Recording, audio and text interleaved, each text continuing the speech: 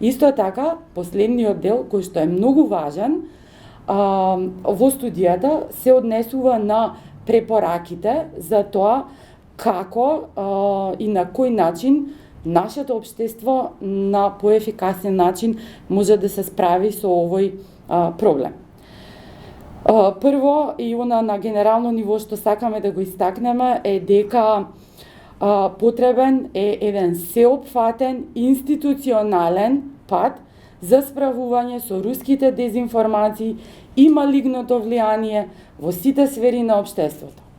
Крајно време е сите засегнати страни, политички партии, приватниот сектор, академијата, медиумите, граѓанското општество да го препознаат присуството на руското малигно влијание во земјата и да делуваат соодветно. Например, државата треба да има долгорочен план за справување со оваа појава. Државата треба да почне да работи на формирање на независна единица ентитет за стратешки комуникации, која што ги штити националните интереси, кои што се всушност евроатлантските интеграции. И тоа е еден аспект кој што би сакала да го акцентирам, дека националниот интерес на оваа држава се всушност евроатлантските интеграции. И преку ова тело или овој механизам ќе се справува со предизвиците кои произлегуваат од дезинформациите и странското штетно влијание кое доаѓа од авторитарни држави. Да се мапираат критичните точки или прашања во сите области на општеството кои што ги користи Русија и кои произлегуваат од зависноста од разни стоки и трговија, но кои исто така се наметнати од Русија и негувани од домашни актери и субјекти, со што ќе се работи на нивно решавање, за да не можат повеќе да се користат како изговор.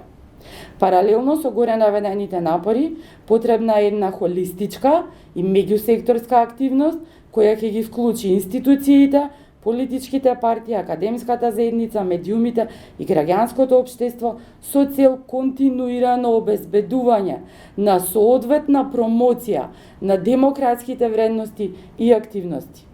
Имајќи го предвид руското малигно влијание во регионот, регионалната соработка и добрососедските односи не треба да се унапредуваат на штета на евроатлантските интеграции на земјата.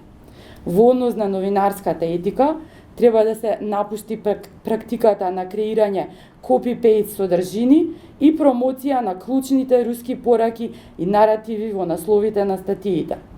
Некои новинари сметаат дека со тоа што им даваат простор на двете страни, обезбедуваат избалансирано известување.